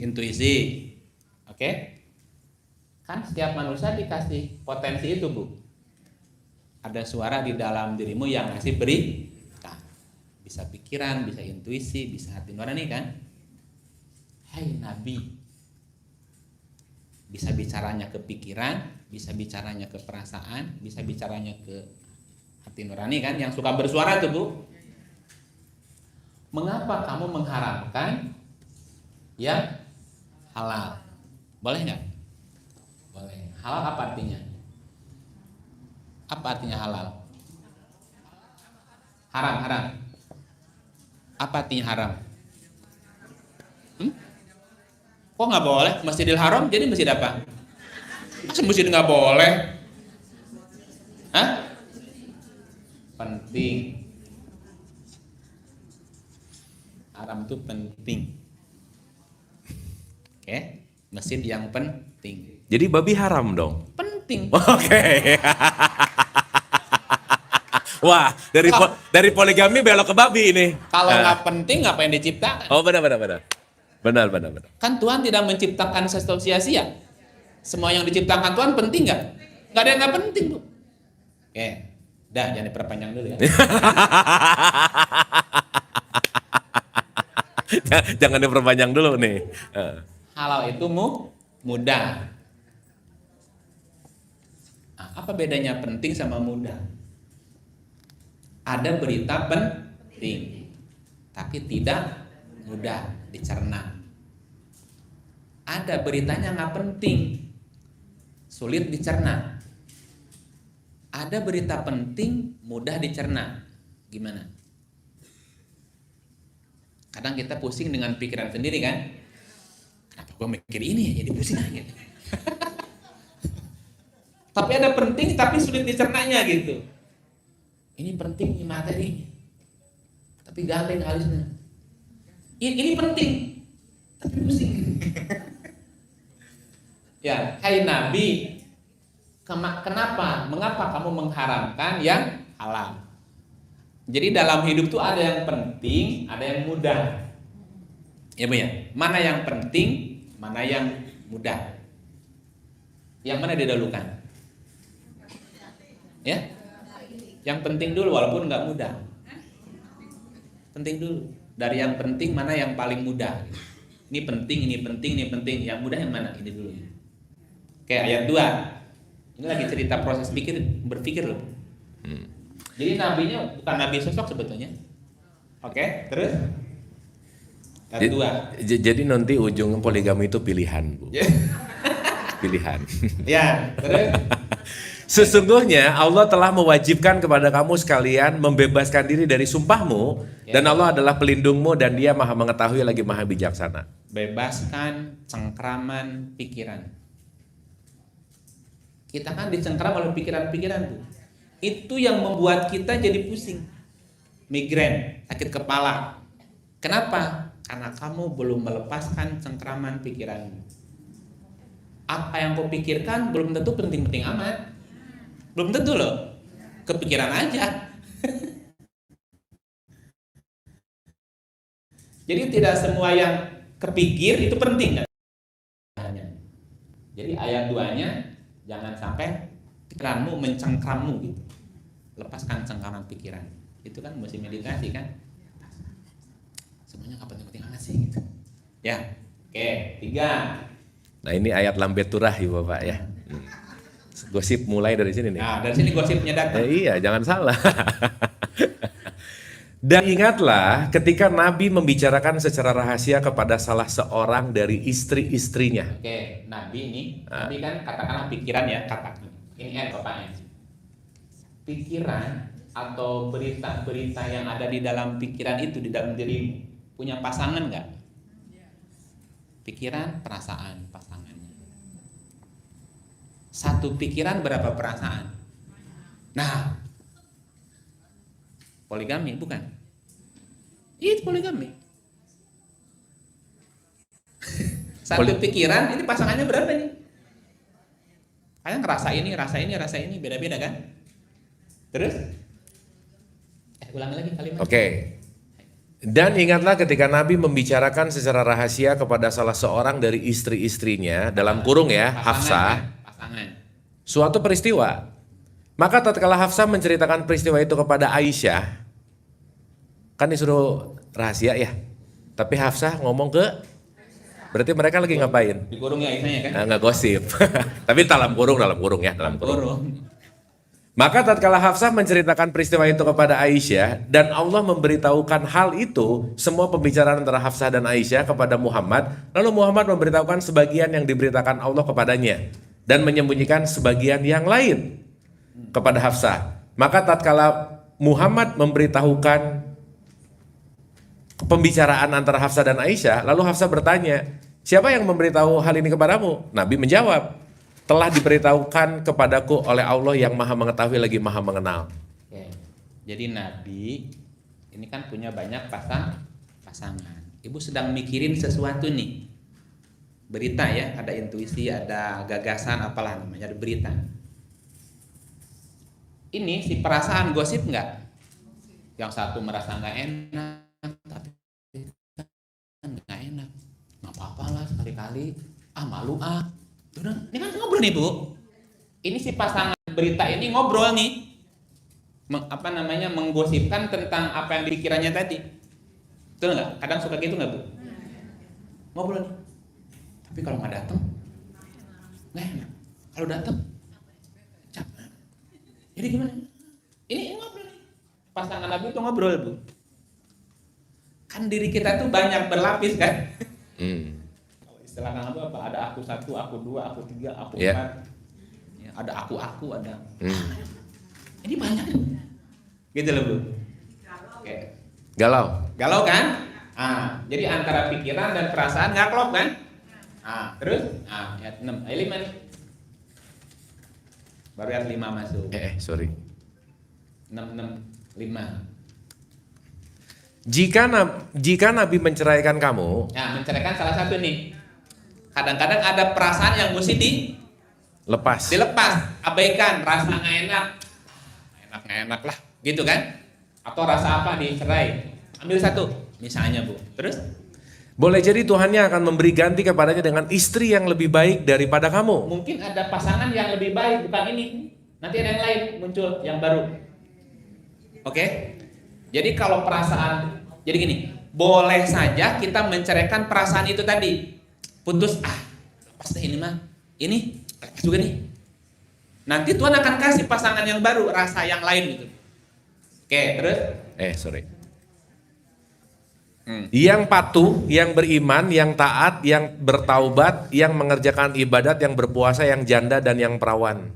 Nah, pikiran dan perasaan digabung nih menjadi hal yang baru, namanya perawan. Ide baru, gagasan baru, inisiatif baru, istilahnya perawan. Fresh gitu ya, fresh gitu. idea gitu ya. Betul, ide yang fresh Bu. Kan tadi dibilangin pura ini perumpamaan. Balik lagi nih, ini perumpamaan.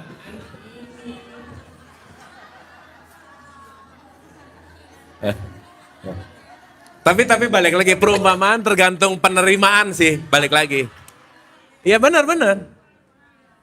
Itu metafora, itu perumpamaan. Itu lagi ngomongin diri kita nih Bu. Nah, iya. Ini lagi ngomongin diri kita ini sebetulnya. Nabi siapa, istrinya siapa, yang perawan siapa.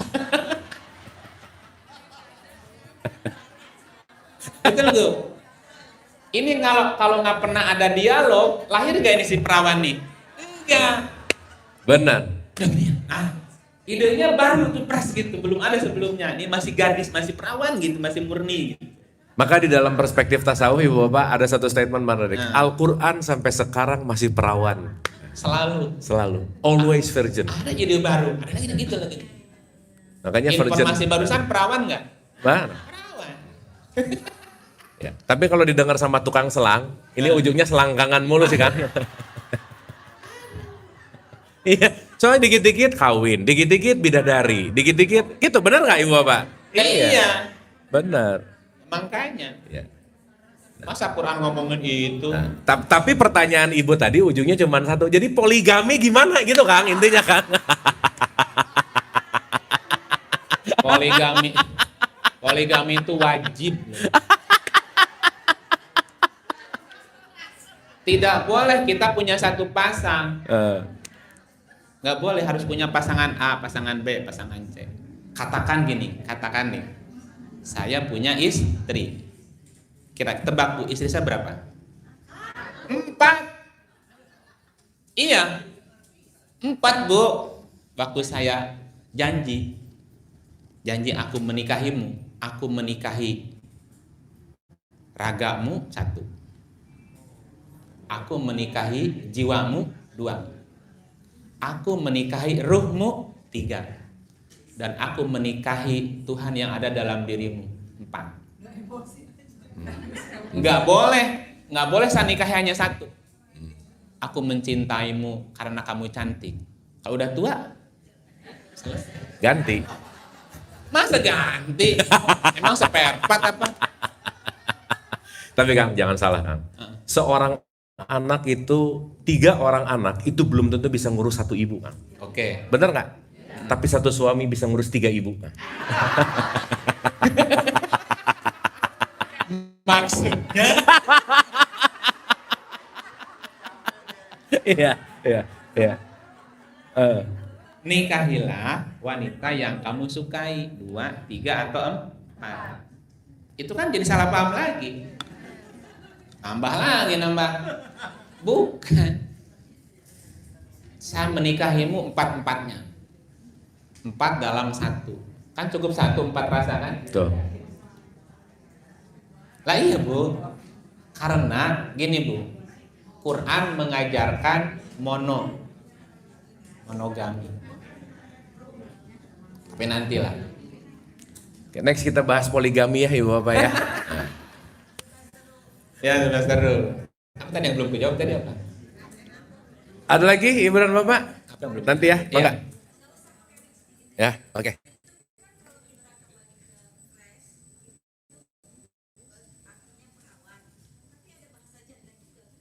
Janda tuh yang lama bukan dimodif. Ide lama dimodifikasi. Iya. Janda tuh kan bekas suami, bekas apa?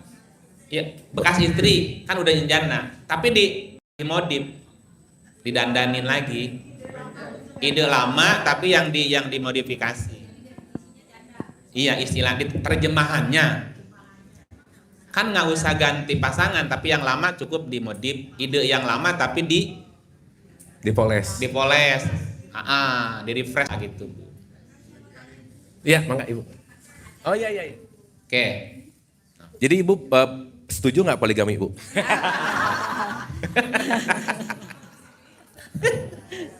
Kalau artinya seperti yang Ib setuju sekali. Iya. Kang mau tanya tentang ini syahadat. Kan tadi saya baru paham kalau Ahmad itu adalah sosok, Titelnya, Muhammad adalah titelnya apa, jabatan? Nur ya, Nur. Saya tuh pernah ikut itu kajian syahadat itu, aku bersaksi tiada Tuhan selain Allah dan aku bersaksi Muhammad itu utusan Allah. Jadi kalau kita sudah bisa menjalankan syahadat itu ketika kita ibadah sudah sampai pada titik nurnya itu. Jadi menurut saya tidak semua, menurut yang diterjemahkan itu tidak semua orang mencapai pada tingkat syahadat yang sesungguhnya ketika dia belum mencapai nur yang itu. Jadi saya minta penjelasannya, apakah syahadat yang hakikat syahadat itu ketika kita bisa penyaksian kepada Muhammad itu, nurnya itu. Iya, oh betul. Itu pertanyaan saya. Terima kasih. Betul sekali itu, Bu. Ya. Iya, setuju. Jadi yang menariknya Ibu dan Bapak hari ini syahadat aja belum tapi udah haji gitu. Benar nggak? Bersaksinya aja nggak clear tapi udah haji gitu. Nah jadi akhirnya semuanya jadi gelar gitu. Gimana? Mungkin nanti kita satu sesi khusus kali ya, tapi spill dikit Kang Ib. Pertanyaan segini, Bu. Ada nggak manusia lahir tanpa syahadat? Ada nggak manusia yang lahir ke bumi tanpa syahadat? Syahadat itu sertifikat artinya, Bu. Sertifikat. Ya. Kamu kalau udah selesai ada sertifikatnya nggak? Enggak. Ada ijazah. Ijazah. STTB. Surat tanda tamat bobogohan. Keluar surat nikah. Ya, surat tanda tamat belajar, kan ada sertifikat itu kelulusan kan? Syahadat itu sertifikat artinya kamu boleh keluar. Nah, sebelum dapat sertifikat itu, Bu, kita belum boleh keluar. Belum boleh lahir maksudnya. Jadi waktu kita lahir di briefing dulu. Dibimbing dulu. Siap? Brojol? Oke. Keluar, gitu loh. Susah ngegambarinnya ya. Gak apa-apa, pakai ayat lah. 7172. Dan ingatlah ketika Tuhanmu mengeluarkan keturunan anak-anak Adam dari sulbi mereka dan Allah mengambil kesaksian terhadap jiwa mereka seraya berfirman, bukankah aku ini Tuhanmu? Mereka menjawab, betul, engkau Tuhan kami. Ya. Kami menjadi saksi. Kami lakukan yang demikian itu agar di hari kiamat kamu tidak mengatakan, sesungguhnya kami Bani Adam adalah orang-orang yang lengah terhadap ini. Bani Adam berlaku buat siapa, Bu? Semua kan? Semua orang, semua manusia yang dilahirkan ke bumi kan? Makanya kalimatnya, dan ingatlah ketika Tuhanmu mengeluarkanmu dari sulbi, keluar nih. Dan semuanya udah bersaksi waktu itu, tapi lupa sekarang.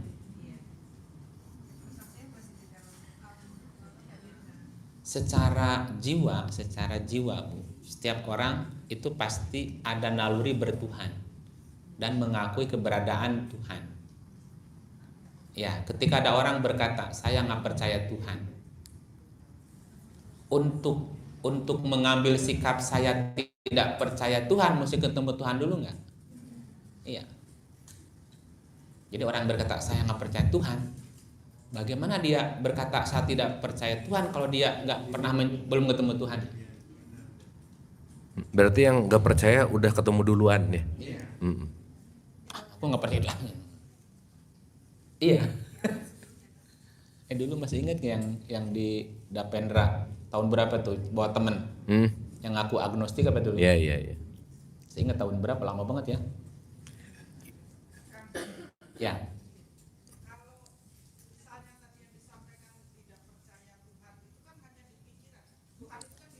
Ya makanya lepaskan cengkeraman, karena jiwa itu nggak ada jiwa yang tidak mengakui keberadaan Tuhan. Iya, itu ikatan, nggak bisa. Hanya tadi pas berojol labelnya aja, nama Tuhannya berbeda. Ada yang pisang, ada yang cau, ada yang banana, ada yang gedang. Pakaiannya nggak masalah. Itu juga. Bapak ada di satu acaranya maiyahnya Cak Nun, itu ada satu orang ateis, tapi tauhid banget. Jadi dia selalu ngaku, demi Allah saya ateis katanya ibu bapak. Sok edan dengan, demi Allah saya ateis katanya. Tapi demi Allah. Tapi demi Allah. Itu luar biasa sih gitu. Apa tadi pertanyaannya tadi tuh? Belum kejawab ya? Ya jadi syahadat itu kalau secara hakikat tuh gimana gitu? Iya, secara hakikat setiap jiwa kita sudah bersyahadat, sudah bersaksi. Nah, kenapa kita mesti mengucapkan? Kata siapa mesti? Mesti itu kata siapa lagi kan? Oke, katakanlah kita diajarkan untuk membaca 2 kalimat syahadat. Aku bersaksi, aku mengakui, aku menyaksikan, aku menghadiri. Itu artinya syahadat ya. Aku mengakui, aku menghadiri, aku menyaksikan, aku mengalami. Tidak ada ilah kecuali Allah. Disederhanakan. Aku menjadi saksi ya, dan aku menghadiri, aku mengalami. Tidak ada pernyataan kecuali itu kenyataan. Berani nggak? Tidak ada pernyataan kecuali kenyataan. Dan aku bersaksi Muhammad utusan Allah. Aku mengakui, aku menyaksikan, dan aku menghadiri, ngalamin bahwa Muhammad adalah risalah. Risalahnya Allah. Risalahnya itulah yang harus kita saksikan, kita alami, kita hadiri. Kalau kayak tadi misalnya, Nabi digosipin sama istrinya, udah ngalamin belum peristiwa tadi? Punya pikiran, ini perasaan gosip nih. Ngalamin nggak peristiwa itu? Jadi risalah itu mesti dialami. Itu saya sederhanakan ya gitu. Bahwa syahadah itu kan artinya kesaksian, persaksian, pengakuan, pengalaman. Pengalaman tentang ketuhanan. Ya, yang konkretnya tadi tidak ada pernyataan kecuali kenyataan. Boleh nggak bohong? Ketika orang berbohong, membuat pernyataan yang bukan kenyataan, syahadat nggak dia? Enggak. Atau dia baca redaksi, baca teks, tapi dia tidak mau ngalamin, syahadat nggak? Enggak juga. Jadi syahadat itu sebetulnya aplikasi kehidupan. Kenyataan harus sama dengan pernyataan, pernyataan sama dengan kenyataan. Dan setiap risalah adalah pengalamanku gitu. Pengalamanku adalah risalah. Muhammad sebagai rasul adalah risalah dari kenyataan tadi. Jadi, 2 nih gitu. Kalau mau dijabarin panjang lagi 2 jam. Syahadatnya 2 jam. Contoh-contoh. Nih, paling gampang gini lah. Untuk closingnya gini. Kita selalu menggunakan basic yang konvensional dulu ya, Ibu Bapak ya. Conventional thinking. Kalau kamu mau masuk Islam, syaratnya Syahadat. Betul nggak Bu, Pak? Oke. Membaca ya. Baca loh. Oke. Beo bisa syahadat nggak? Nah, jadi kalau Beo tiap hari syahadat, masuk apa dia? Gitu. Kan nggak gitu juga kali, kan gitu ya. Oke. Nah, ini kita bicara tentang konvensional yang berkaitan dengan identitas.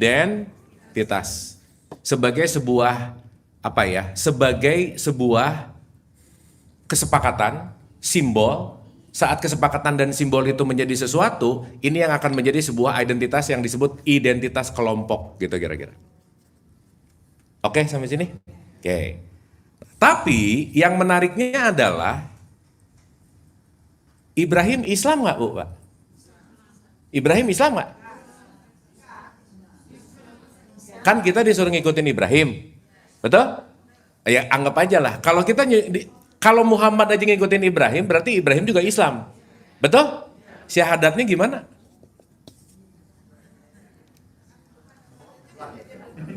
Bener gak ini?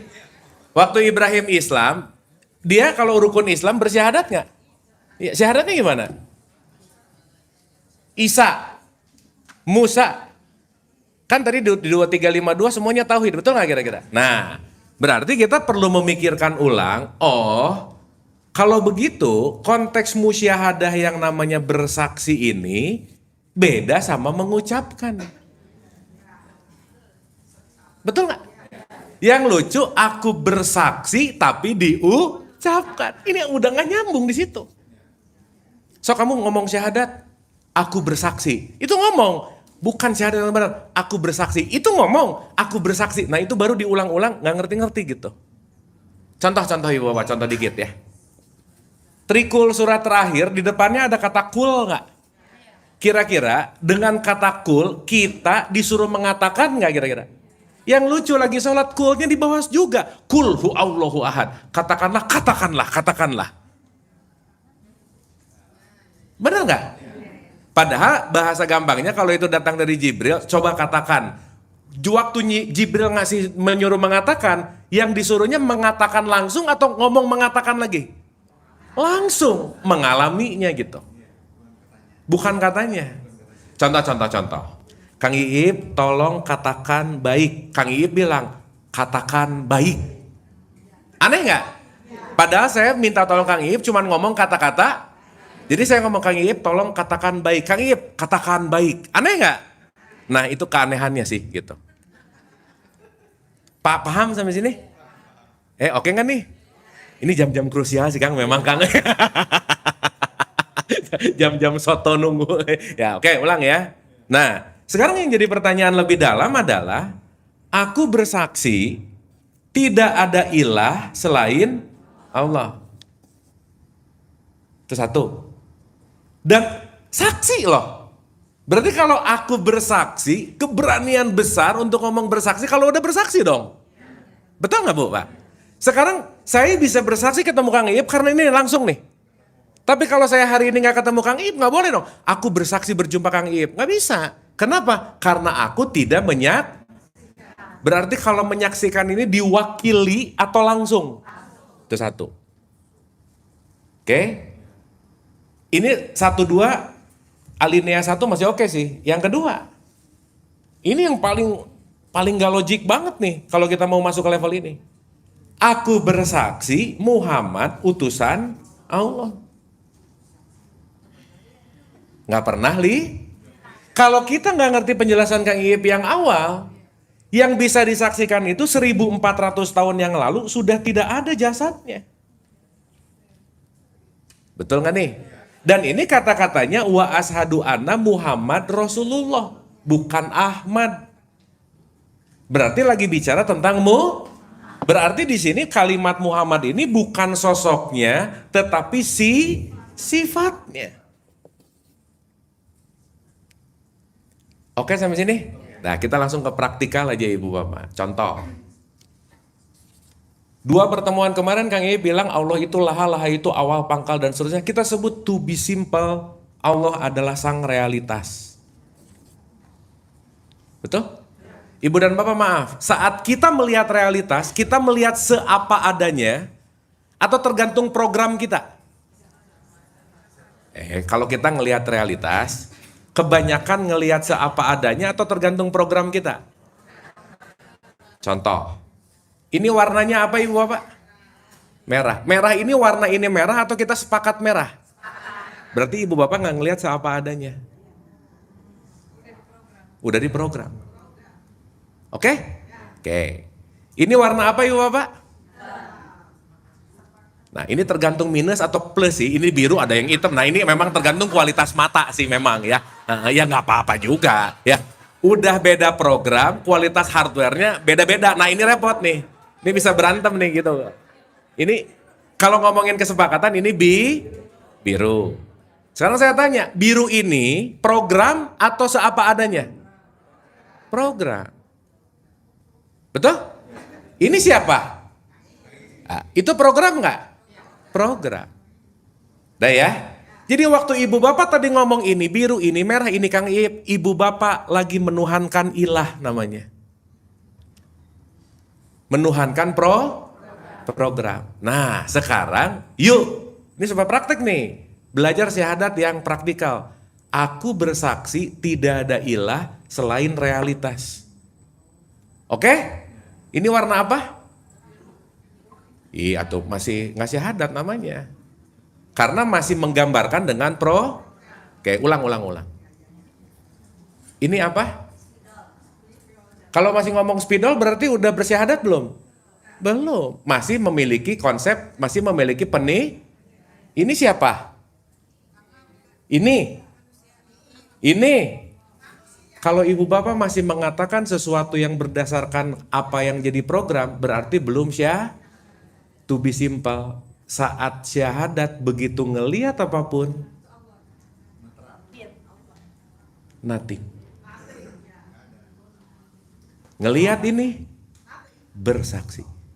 Tidak menilai, tidak menganalisa, hanya bersaksi. Ini bersaksi. Ini pertanyaannya, kalau kita bersaksi, gak ada lagi bedanya antara ini, itu. Semua adalah dia.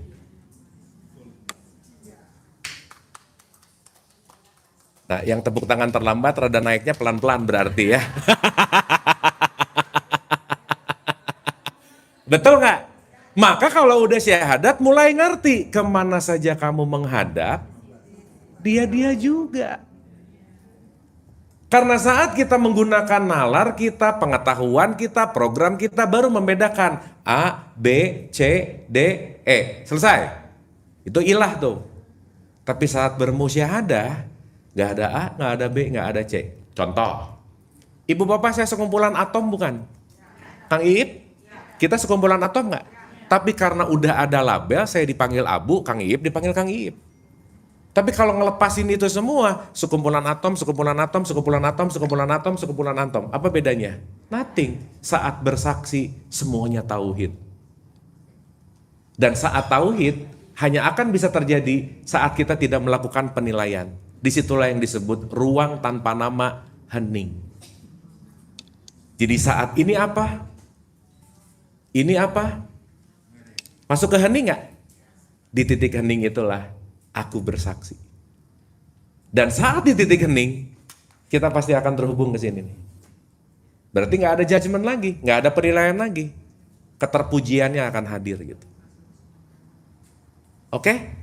Kita akan detailkan syahadat di pertemuan yang akan datang. Nah, biar seru ya Bapak ya. Kita tepuk tangan buat Kang Iip dan kita semua. Hatur nuhun, saya rasa Ibu dan Bapak dapat sesuatu hari ini? Dapat ya?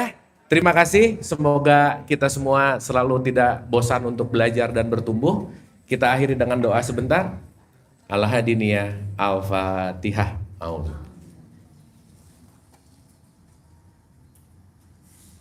Iya kan Abu Dua, iya kan Nasta'in ini Siratal Mustaqim. Siratal ladzina an'amta 'alaihim ghairil maghdubi 'alaihim waladdallin. Amin. Allahumma rabbighfirli wa liwalidayya warhamhuma kama rabbayani shaghira. Rabbana atina fid dunya hasanah wa fil akhirati hasanah wa qina adzabannar. Wa adkhilnal jannata ma'al abrar. Ya Aziz ya Ghaffar ya Rabbal alamin. Subhana rabbika rabbil izzati amma yasifun. Wassalamun ala mursalin. Walhamdulillahi rabbil alamin. Amin, amin ya Allah ya Rabbal Alamin. Sekali lagi kita tepuk tangan untuk Ibu Tia sama Pak Hiram. Hatur nuhun buat buat kita semua. Ibu dan Bapak terima kasih. Mohon maaf lahir dan batin, semoga bermanfaat. Ibu Bapak tetap sehat dan bahagia. Hatur nuhun.